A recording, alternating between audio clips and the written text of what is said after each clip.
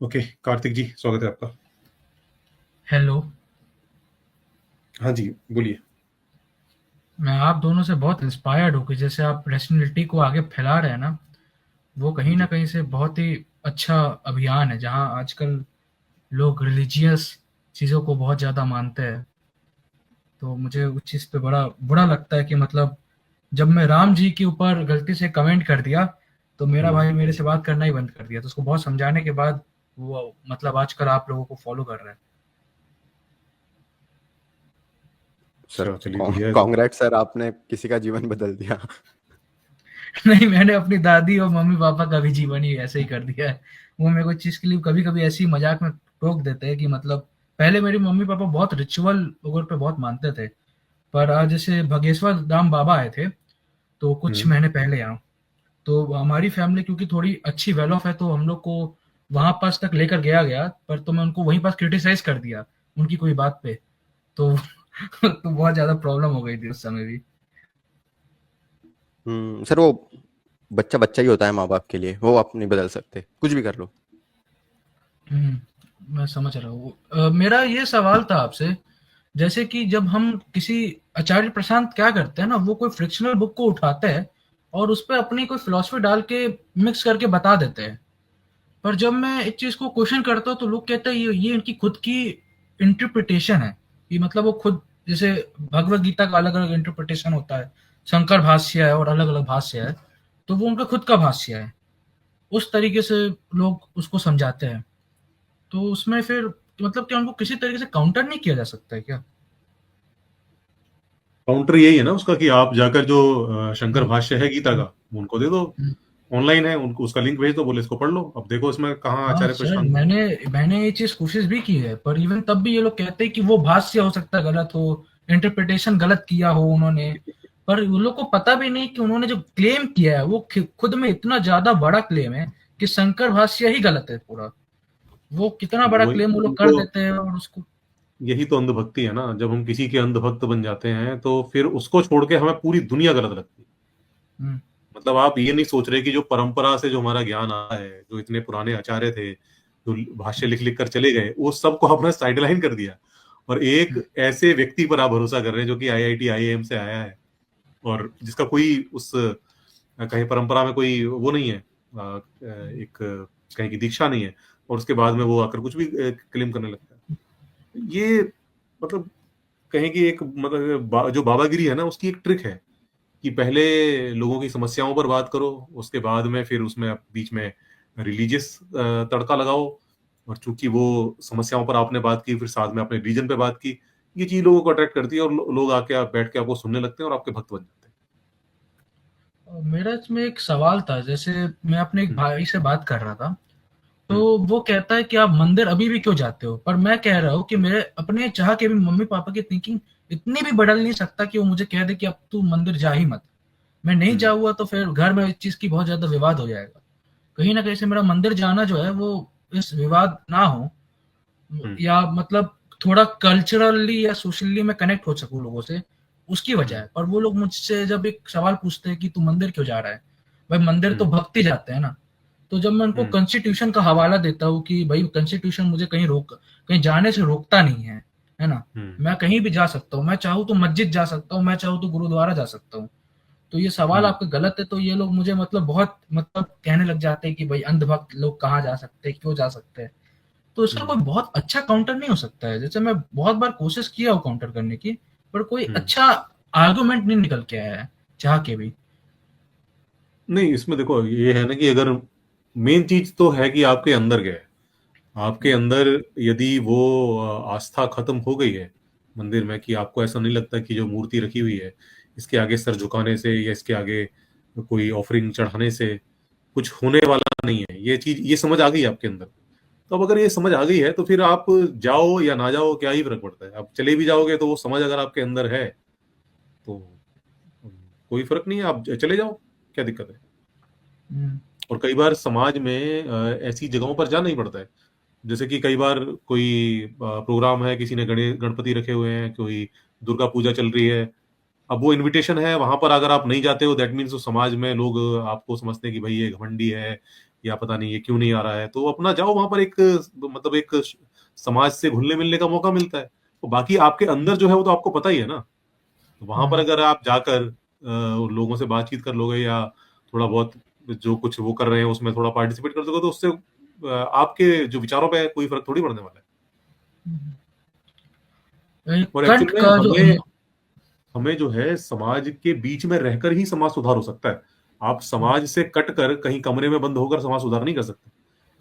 समाज के बीच में आपको जाना ही पड़ेगा, और समाज से अगर आप कट जाओगे, आप उनकी चीजों से कटे रहोगे, या वो जो कर रहे होंगे उनको आप हर समय क्रिटिसाइज करोगे कि ये क्यों कर रहे हो, ये गलत है, ये वो है, तो आप कट जाओगे उनसे, आपका कनेक्शन खत्म हो जाएगा। जब पुल खत्म हो जाएगा तो आप अपनी बात पहुंचा ही नहीं पाओगे। तो पुल जो है वो टूटना नहीं चाहिए, वो पुल जो है वो बना रहना चाहिए। और सर ये आपके लिए भी डेट्रीमेंटल है। जैसे आप मार्शल आर्ट्स करते हैं, यू नो कि जैसे आप हायरार्की में ऊपर ऊपर चढ़ते जाते हो किसी भी, आपका सेरोटोनर्जिक जो सिस्टम है, ये डेमोन्स्ट्रेटेड है, ये तथ्य है, मतलब फैक्ट है ये, कि आपका जो सेरोटोनर्जिक सिस्टम है, आपका सेरोटोनिन जितना ज्यादा उतना आप मस्त महसूस करोगे, आपकी इमोशनल रेगुलेशंस आप अच्छे से कर पाओगे। सो होता क्या है सर, अगर आप समाज से ज्यादा कट जाते हो तो आपका जो वर्ल्ड व्यू है वो चेंज होने लगता है, आप नार्सिसिज्म की तरफ जाओगे या फिर सुसाइडल हो जाओगे। इसलिए sir most dangerous punishment is solitary confinement. तो अपने आप को, और सर मतलब लोगों को ऐसा लग सकता है कि ये कल्चर, मतलब ये जो कल्चर है इसको मंदिर नहीं जाना चाहिए, ऐसा बोल दो, जो बोलते हैं वो इसको बचा ही रहे, लेकिन ये उसका मतलब नहीं है। इसका मतलब ये है कि आपको अपने आप को बचाने के लिए समाज में रहना है, कितना ही बुरा क्यों ना हो।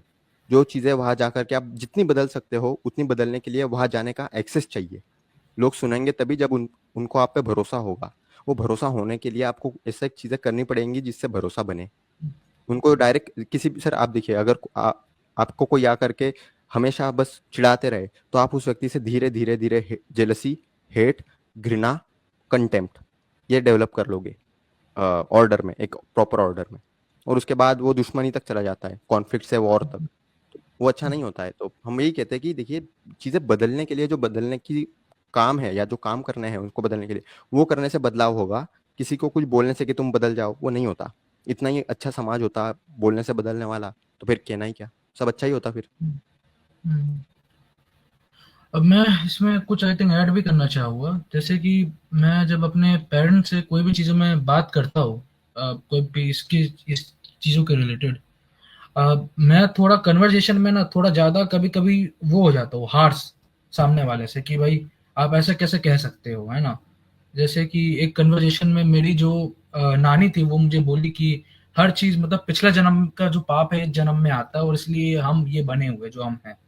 तो मैं कहता हूँ कि फिर जिनका रेप होता है, जिन लड़कियों का, क्या उन्होंने भी पिछले जन्म में यही कर्म किए होंगे कि आज उनका रेप हो चुका है? और इसका मतलब तो यही हुआ ना कि जो रेपिस्ट है वो तो सिर्फ एक कैटलिस्ट जैसा काम कर रहा है ना। वो कहाँ, उसकी गलती कहाँ हुई? वो तो कैटलिस्ट काम कर रहा है, वो तो सिर्फ रेप की प्रक्रिया बढ़ा दे रहा है, रेप तो होना ही था। तो उसमें वो लोग मुझे बोलने लग जाते हैं कि ऐसा नहीं होता, वैसा नहीं होता है। तो मैं ये नहीं समझ पाता हूँ कि फिर सर इसमें मतलब आपको नानी जी जो है आपकी, जैसे जो बूढ़े लोग होते हैं ना सर, देखिए व्यक्ति समाज में जीने के लिए अपना एक वर्ल्ड व्यू बनाता है जो उसका बचपन से बनता है। हम बचपन में कुछ नहीं जानते होते और वो बहुत पेनफुल प्रोसेस होती है, हमारी हड्डियां चटक रही होती है अंदर ही अंदर, हम बोल भी नहीं पा रहे होते। धीरे धीरे जैसे जैसे हमारा एक ढांचा बनता है फिर हम बोलने लगते हैं। हम 25 की उम्र तक बहुत ज्यादा मेंटली एडेप्टेबल होते हैं। 25 के बाद आपका वर्ल्ड व्यू चेंज होने में आपको फिर ज्यादा कोलिन या फिशी या सी फूड ज्यादा चाहिए, जिससे आप मतलब थोड़ा फोकस या अटेंशन ज्यादा रख पाओ, क्योंकि ये एविडेंस है कि 25 के बाद आप धीरे धीरे आपकी मेंटल एबिलिटीज डिग्रेड होने लगती है। जो बूढ़े होते हैं ना सर, वो एक उम्र तक इसी बिलीफ के साथ जिए है। अगर आप वो बिलीफ हटा दोगे तो वहाँ जो खालीपन है ना, वो खालीपन इनकी जिंदगी का निर्वहन नहीं कर पाएगा, उनके जिंदगी के मायने खत्म हो जाएंगे। तो वो उस खालीपन से बचने के लिए ये जो चीजें हैं इनको पकड़ के रखते हैं, कंजर्वेटिव हो जाते हैं। इसलिए आप पाओगे कि बूढ़ा आदमी जनरली कंजर्वेटिव होता है, लिबरल बहुत कम होते हैं, बहुत कम होते हैं। तो ये उसका रीजन है सर। तो आप मतलब उसको उन अल्टरनेटिव देना पड़ेगा, उस वर्ल्ड व्यू को बचाए रखने के लिए, या नया वर्ल्ड व्यू देना पड़ेगा। उसके अलावा सर कोई ऑप्शन है नहीं। इवन किताबों को गिफ्ट भी करता हूँ तो पढ़ते नहीं है। जैसे मैं अपने फैमिली में किताबों को बहुत गिफ्ट करता हूँ, लोगों की किताबें पढ़ना चालू कर दो तो, पर जैसे लोग लेते किताब मेरे से, एक दो पेज पढ़ते हैं उसको बंद करके रख देते हैं साइड में, और फिर जब मैं उनसे कुछ बोलता हूँ कि किताबों को पढ़ोगे तब तो कोई अलग विचार आएगा, पर वो विचार लाना ही जब सामने वाला चाहता है तो मैं विचार जबरदस्ती डालना बहुत मुश्किल है सामने वाले के ऊपर कि भैया मेरे सर आप विचारों देखिए को मान। कोशिश कर सकते हैं, देखिए आपने कोशिश की, नहीं हो रहा है तो फिर हम जैसे होता क्या है सर, रैशनैलिटी फिर मतलब मेरे हिसाब से ही अगर चीजें नहीं हो रही है तो फिर वो सर वो होता क्या, डिक्टेटर बनने की तरफ आदमी तेजी से भगता है। और जैसे आपने मार्शल आर्ट्स कर रखा है तो आप में आपका वो अप्रोच भी वैसे ही होगा, लेकिन आप वो करोगे नहीं क्योंकि यू नो कि हाउ टू, मतलब मैं ब्लैक बेल्ट मैंने भी किया है, इसलिए बता रहा हूँ। सो मतलब मैं आपको ये बता रहा हूँ कि मतलब देखिए मैंने कम्युनिकेशन मार्शल सही आर्ट्स रखे नहीं और क्या, किया हाँ। है।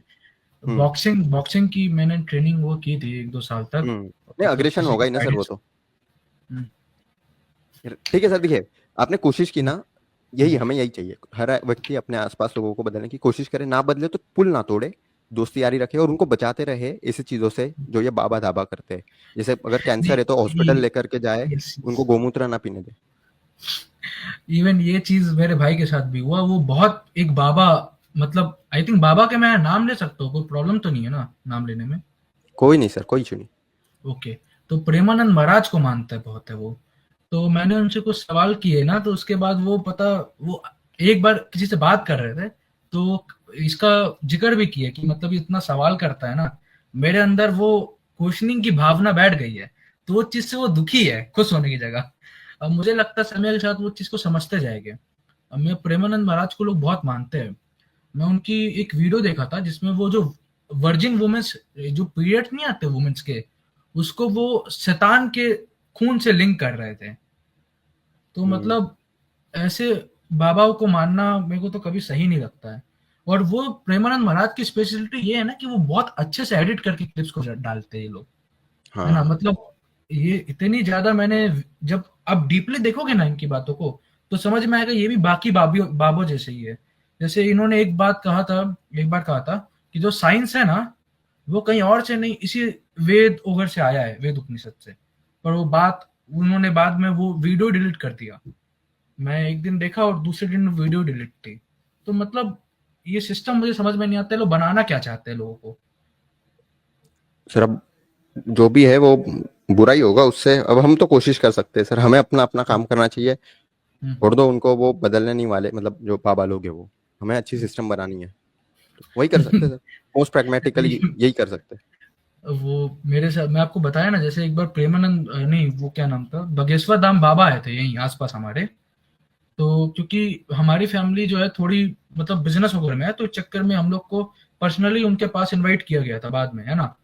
तो हम जब गए बाद में उनके पास और जाके मैंने उनसे कोई सवाल पूछ लिया, तो वो इतना डर गए थे ना, वो बोले कि अभी बेटा बाद में ये सब पूछना, है ना? मेरी थोड़ी वीडियो वगैरह देखो। मैं हंस मतलब मेरे को हंसी आने लग गई थी। बाद में आके घर वाले मेरे बहुत चिल्लाए कि तू ये सब सवाल कैसे पूछ लिया उनसे। सही है सर, लेकिन सर सेफ्टी का भी ध्यान रखें सर, बाकी चलता रहेगा सर। नहीं, वो नहीं कर पाते ना कुछ वो, क्योंकि जो मेरे एक अंकल है ना, वही मतलब हम्म, बड़े वो थोड़े फंड वगैरह देते हैं ना उनको अच्छा खासा, तो वो क्या ही करने वाले थे उस हाँ, समय। नहीं नहीं वो तो है सर, वो फंड दे दो तो वो एक्सटॉर्शन टाइप होता है, वो दे दो तो फिर वो आपको कुछ नहीं बोलेंगे, गाली भी दोगे तो सुन लेंगे। हाँ, ये बात भी है। मैं ये सोच रहा था, जानना चाह रहा था, जो कैपिटलिज्म है, जैसे मैं चाह के भी इसको निकाल नहीं पा रहा हूँ अपने अंदर से। जैसे मैं बचपन से ही जिस घर में पला बड़ा हूँ ना, वो घर मतलब हमेशा मुझे सिर्फ कंपटीशन करना ही दिखाया है कि बस कॉम्पिटिट करते रहो, करते रहो, करते रहो, पागलों जैसे कॉम्पिटिट करो। इसके चक्कर में मैं देखता हूँ कि भाइयों के बीच में इतना ज्यादा दरार पड़ जाता है, पर तब भी लोग कंपटीशन के ऊपर एम्फसाइज करते रहते हैं कि आप कंपटीशन करते रहो। और इसी चक्कर में मेरे अंदर इतना ज्यादा जेलिसी आ चुकी है दूसरों के लिए कि मैं उसको चाह के भी निकाल नहीं पा रहा हूँ अपने अंदर से। मैंने बहुत किताबों के मतलब सिरे में गया कि भाई कोई किताबें पढ़ लूँ, क्या पता जेलिसी वहां कोई सॉल्यूशन मिल जाए जेलिसी जाने का, पर जाती ही नहीं है चाह के भी। मैंने मैं बहुत ट्राई आपको किया। सॉल्यूशन दे सकता हूँ सर, एकदम व्यवहारिक। जेलसी हम्म, काम कैसे करती है ना, ये देख लीजिए, और उसके बाद जब भी जेलसी आए ना, धीरे धीरे होगा सर, फटाक से तो हम्म, कुछ होता नहीं है। 12वीं हम ऐसे पैदा होते ही तो पास नहीं हो गए ना, 12 साल लगे, 12 साल से ज्यादा लगे, 18 साल लगे। हम्म, हम्म, उसी तरीके से सर, जब पहली बार जेलसी आएगी फिर उसको थोड़ा कम करो कि यार मुझे ऐसा नहीं करना है। ये धीरे धीरे आप जब करोगे ना, आप देखोगे 1 महीने में फर्क पड़ेगा, 3 महीने में जेलसी नहीं आएगी। वो इसको कहते हैं स्विफ्ट स्विफ्ट मेथड, कि आप जो करंट हम्म। इमोशन है उसको धीरे धीरे रिप्लेस कर रहे हो नहीं सर, मैं इसका अल्टरनेटिव। रूट कॉज जो है ना वो जानता हूँ। रूट कॉज क्या है? रूट कॉज यही फैमिली के आसपास रहना ही हो। मेरे को लगता है कि मेरे अंदर जो कंपटीशन का भावना आ गया ना, एक्सेसिव कंपटीशन, नहीं इट इज इसके गुड, चक्कर इट नहीं, कंपटीशन की भावना is very good, you you अच्छे से कैन डेवलप अच्छे योर सेल्फ विद इट। अच्छी बात है, आप नहीं, कॉन्शियस हो, टॉक्सिक आप टॉक्सिक लेस अग्रीएबल हो। नहीं, टॉक्सिक कंपटीशन की आ गई ना, प्रॉब्लम वहां आ जाती है। टॉक्सिक कंपटीशन के चक्कर में मैं कहाँ जा रहा हूँ मुझे खुद ही नहीं पता है, बस जाते जा रहा हूँ। अब जैसे मेरे एक दोस्त है, मैंने उससे कुछ बात की है ना, अब मुझे लगा कि यार वो मेरे से आगे बढ़ सकता है, मुझे ये एडमिट तो नहीं करना चाहिए, पर मैंने कुछ थोड़ा सा मैनिपुलेशन का इस्तेमाल किया, और वो जहाँ पढ़ता था, जिस हॉस्टल में और जिस जगह में, वहां से भाग के आ गया वो। तो उस समय से मुझे डाउट होने लग गया कि मतलब मैंने जो किया वो गलत, इतना ज्यादा गलत किया, पर मैं तब भी खत्म नहीं कर पा रहा हूँ उन चीजों को चाह के भी, कि मैंने उसको मतलब समझ रहे हैं ना सर मैं क्या कहना चाह रहा हूँ। सर कार्तिक जी, मैं इस पे आपको मतलब मेडिटेशन की सलाह दे सकता हूँ, और इसके ज्यादा मतलब ये आप ही को करना पड़ेगा। हम्म, मतलब मैं तो इतना परेशान हो चुका हूँ कि जैसे ही इतना एक्सेसिव कंपटीशन, मैं चाहता नहीं जेलिसी की भावना आए मेरे अंदर। मैं रूट कॉज भी जान गया हूँ कि ये फैमिली एनवायरनमेंट मुझे बचपन से ऐसा मिला है कि जहाँ कंपटीशन को एम्फसाइज किया जाता है, जहाँ हमेशा कंपेयर किया जाता है कि भाई अगर तुम ये नहीं कर पाए तो वो नहीं कर पाओगे।